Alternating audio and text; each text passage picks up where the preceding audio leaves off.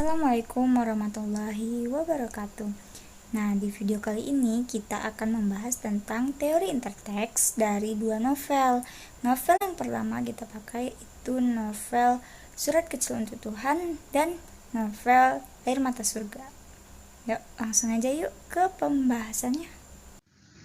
Nah, jadi kita akan membahas teori interteks dari novel Surat Kecil Untuk Tuhan dan novel Air Mata Surga. Nah, apa sih teori interteks? Teori interteks itu membandingkan dua buah teks yang diduga memiliki keterkaitan. Penulis menggunakan pendekatan intertekstual untuk membandingkan karena penulis ingin mendeskripsikan keterkaitan karakter tokoh, alur, dan latar pada novel Surat Kecil Untuk Tuhan dan novel Air Mata Surga.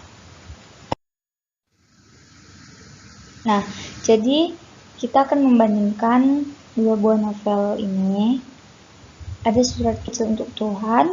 Novel ini karya Agnes Davonar. Novel ini terdiri dari 228 halaman, diterbitkan oleh Imandra Publisher tahun 2008. Lalu ada novel Air Mata Surga, karya Erokajat Asura. Novel ini terdiri dari 316 halaman, diterbitkan oleh Imania tahun 2012, cetakan pertama. Nah, jadi novel Surat Kecil Untuk Tuhan adalah sebuah buku yang diangkat dari kisah nyata perjuangan gadis remaja penderita kanker. Kisah ini sempat diulas dalam acara Kick Andy. Sebelumnya buku ini diterbitkan secara online dan dibaca lebih dari 350.000 pengunjung. Banyak pembaca yang terinspirasi oleh kisah novel ini sehingga buku ini dicetak secara luas dan terjual lebih dari 30.000 buku. Buku ini mencetak sukses di Indonesia dan Taiwan. Dalam waktu 2 bulan, novel ini menceritakan tentang seorang anak gadis yang cantik, pintar, baik hati, ceria, penyabar, ikhlas, rajin penyayang, dan sederhana.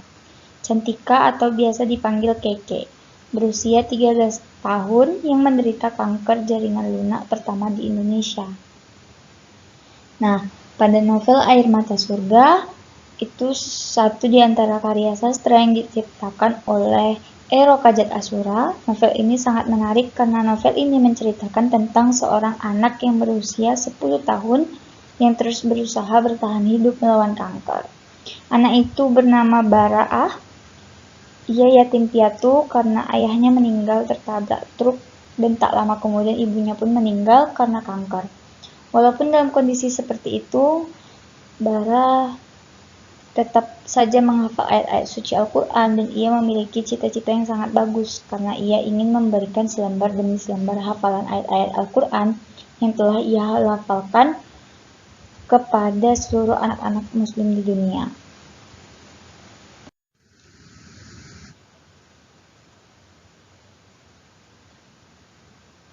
Nah, jadi latarnya itu ada kamar Jakarta, Yayasan Pondok Pesantren Al-Kamal, di kelas, kafe, dan mall, di taman, di mobil SLTP Al-Kamal, rumah sakit, apotek, laboratorium, rumah sakit, kamar ayah, kantin, pesantren di daerah Banten, ruang kemoterapi, puncak, ruang kerja ayah, kamar rawat inap rumah sakit, toilet sekolah, rumah sakit Cipto Mangunkusumo, dan ruang kepala sekolah.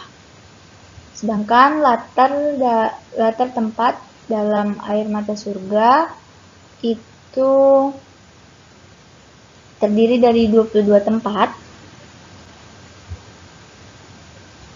Yang pertama rumah sakit Sharm Al-Sheikh, terus distrik Hujun Mekah, Kairo, parkir apartemen, di mobil, di pesawat, Mekah, kamar perawatan, kampus Al-Azhar, kamar Baba, Masjid Amir Sultan, di kelas, terus selasar sekolah, di jalan, kafetaria rumah sakit, sekolah Ibtidaiyah Andalus, ruang kepala sekolah, bandara di Mekah, madrasah ibtiah perempuan, ruang klinik sekolah, ruang instalasi emergensi, ruang operasi, toko jam tangan Merado, ruang ICU, dan Mahmudiyah Mesir. Latar waktu dalam novel Surat Kecil untuk Tuhan itu pagi hari, hari Senin, malam hari, sore hari, pukul 8 malam, pukul 9 pagi, pukul 1 siang, dan pukul 6.30 pagi. Latar waktu dalam novel Air Mata Surga itu Jumat sore, sore hari, malam hari, siang hari, dan pagi hari. Latar sosial dalam novel Surat Kecil untuk Tuhan yaitu kepercayaan masyarakat terhadap mitos dan kepercayaan manusia terhadap karma atau kisas. Latar sosial dalam novel Air Mata Surga itu kehidupan masyarakat Arab, peraturan daerah Mekah, kehidupan masyarakat Saudi, kehidupan masyarakat Timur Tengah. Lalu yang keempat itu ada intertekstual, merupakan adanya persamaan dan perbedaan yang ada dalam novel dan adanya kaitan antara novel yang lahir duluan dengan novel yang lahir selanjutnya. Hasil analisis hubungan intertekstual pada novel Surat Kecil untuk Tuhan dan novel Air Mata Surga itu adanya persamaan pada karakter tokoh, latar tempat dan latar waktu, serta adanya perbedaan pada alur, latar, dan bahasa yang digunakan dalam kedua novel. Hubungan intertekstual terlihat dari persamaan dan perbedaan yang ada pada karakter tokoh, alur, latar, serta dilihat dari segi bahasa yang digunakan dalam kedua novel tersebut. Lalu yang terakhir ada hipogram, merupakan suatu karya yang diduga menjadi dasar dan munculnya sebuah teks atau novel yang lahir berikutnya. Transformasi adalah memindahkan sesuatu dari teks yang satu ke dalam teks yang lain. Terkadang apa yang ditransformasikan itu terlihat jelas sama dan terkadang tidak terlihat jelas tergantung pada pengarangnya sendiri.